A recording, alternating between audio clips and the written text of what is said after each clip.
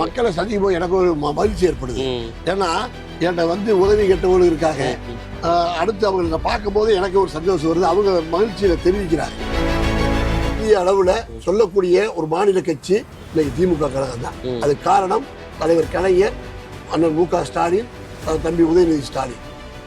இந்த மதுரையில பாதாள சாக்கடை பிரச்சனை ஒண்ணு இருக்கு. அது மக்கள் தொகை அன்னைக்கு 5000 ஆயிருச்சு, இன்னைக்கு 10,000 ஆயிருச்சு. அதை மாத்துறதுக்கு புதிய குழாய், 6 அடி அரை அடி குழாய் எடுத்துட்டு 1 அடி குழாயா போட்டு செய்யறதுக்கு 2000 கோடி ரூபாயில முதலமைச்சரே ஒப்புதல் சொல்லியிருக்காரு. வந்தோடனே அது முதல் திட்டம். சாலைகளை இன்னும் நவீனப்படுத்த போறோம். அது மாதிரி மாட்டுத்தாவணி கிட்ட ஒரு 3 சீடல் இருக்கு. அது ஒரு உயர்மட்ட மேம்பாடாக கட்ட போறோம். உங்களுடைய அரசியல் பயணங்கிறது எங்க இருந்து ஆரம்பிச்சது? நான் 1955 பிறந்து இன்னைக்கு வயது 70. 7 வயசுல மதுரையில மகாநாடு நடந்துச்சு, திருப்பரங்குன்றத்துல. அந்த மகாநாட்டுல கருப்பு சிவப்பு ட்ரெஸ் போட்டு அன்னைக்கு ஆரம்பிச்ச பயணம். அதோட தலைவர் எங்க வீட்டுக்கு வந்திருக்காரு.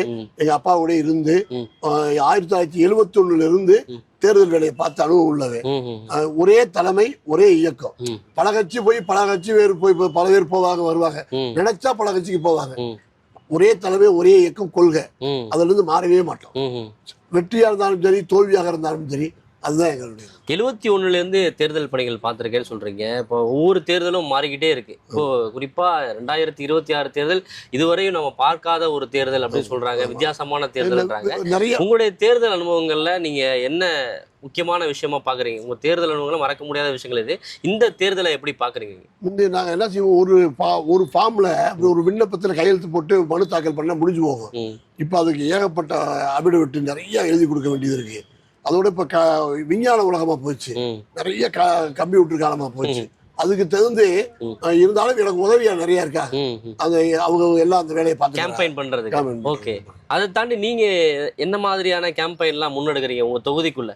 நம்ம காலையில போனோம், நீங்க வீதி வீதியா போய் மக்களை சந்திக்கிறீங்க, அவங்களுடைய ரெஸ்பான்ஸ் நல்லா இருக்கு, உங்கள்ட்ட பழகுறாங்க, அதெல்லாம் புரியுது. அதை தாண்டி பிரத்யேகமா நீங்க என்ன மாதிரியான பிரச்சாரத்தை மக்களை சந்திக்கும் போது எனக்கு ஒரு மகிழ்ச்சி ஏற்படுது. ஏன்னா என்கிட்ட உதவி கேட்டவங்களும் இருக்காங்க. அடுத்து அவங்களை பார்க்கும் போது எனக்கு ஒரு சந்தோஷம் வருது. அவங்க மகிழ்ச்சியில தெரிவிக்கிறாங்க. நீங்க அன்னைக்கு ஒரு நாள் எனக்கு ஒரு கடிதம் கொடுத்தீங்க அப்படின்னு ஒருத்தர் சொல்லுவாரு. ஒருத்தருக்கு மின் இணைப்பு கிடைச்சிருக்காது, போன் பண்ணி சொல்லியிருப்பேன். இந்த கேம்பெயின்ல உங்களால மறக்க முடியாத ஒரு விஷயம் இருந்திருக்கும்ல? மக்கள் சொன்ன விஷயம், நீங்க பண்ணி கொடுத்த விஷயம், ஒரு நெகிழ்ச்சியான விஷயம் தான் இருந்ததா? நெகிழ்ச்சியான விஷயம் இப்ப பந்தல்குடி கால்வாய் இருக்கு பாத்தீங்களா, அது வெளில வரும்போது என்ன இப்படி வருது அப்படின்னு சொன்னாங்க. இன்னைக்கு போகும்போது எங்களுக்கு இப்படி ஒரு இவ்வளவு வேகமா விரைவா இப்படி ஒரு திட்டம் நிறைவேறும் தெரியாது அப்படின்னு மக்கள் மகிழ்ச்சியா அன்னைக்கு வரவேற்று மாலை போட்டு என்னைய அந்த தெருவுல நடந்து அந்த கால்வாயை பார்க்கணும்னு சொல்லிட்டாங்க. போய் நின்று பார்த்து அவரோட மகிழ்ச்சி ஒரு போட்டோ எடுத்துட்டு அது மறக்க முடியாது. இப்படி ஏகப்பட்ட திட்டங்கள் நீங்க கொண்டு வந்திருக்கீங்க. இப்ப அதை பட்டியலிட முடியுமா? என்னென்ன திட்டங்கள், முக்கியமான திட்டங்கள் என்னென்னது கோவை வடக்குக்கு கடந்த முறை நீங்க எம்எல்ஏவா இருக்கும் போது நீங்க செஞ்சிருக்கீங்க? கலைஞர் நூலகத்துல தினந்தோறும் 1000 மாணவ மாணவியர்கள் மற்ற சமூக ஆர்வலர்கள்லாம் போய் படிக்கிறாங்க.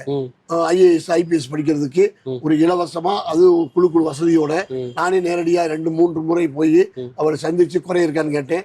நல்லா இருக்குன்னு சொல்லிட்டாங்க.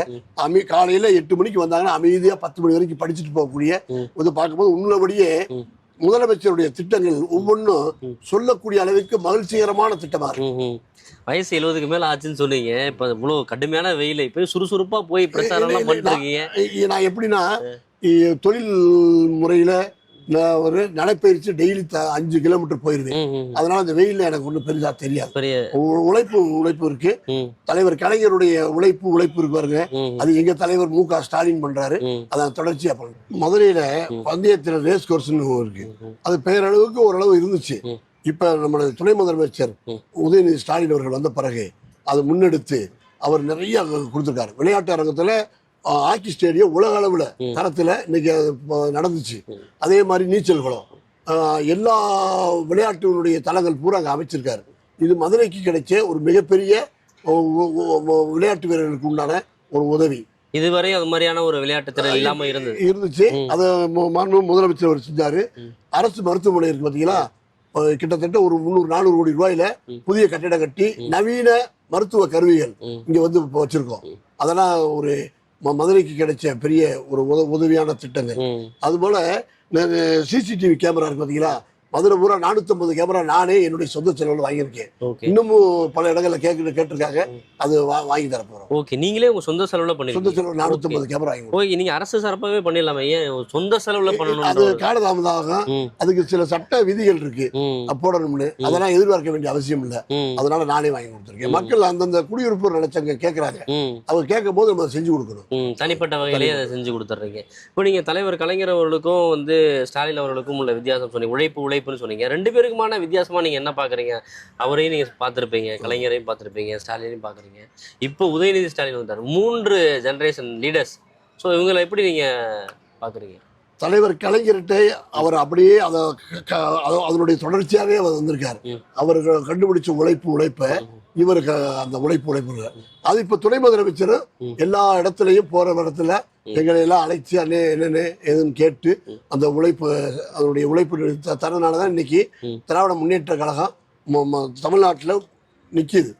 இந்திய அளவுல சொல்லக்கூடிய ஒரு மாநில கட்சி இன்னைக்கு திமுக கழகம் தான். அது காரணம் தலைவர் கலைஞர், அண்ணன் மு.க. ஸ்டாலின், தம்பி உதயநிதி ஸ்டாலின். உங்க தொகுதியில கடந்த 2 முறை, அதாவது இந்த 2021க்கு முன்னாடி 2 முறை அதிமுக தான் இங்க வெற்றி பெற்றிருந்துச்சு. கடந்த முறை நீங்க போட்டியிடும் போது பாஜக போட்டிட்டு இருந்துச்சு.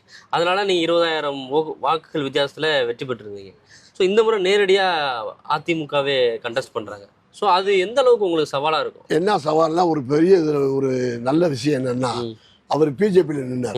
அவரே அதே கேண்டிடேட் தான். அவர் தான் கேண்டிடேட். மதிமுகவுக்கு கேண்டிடேட், திமுகவில் எம்எல்ஏவா நாங்க தான் நிப்பாட்டி திருப்பரங்குன்றத்துல நிப்பாட்டினோம்.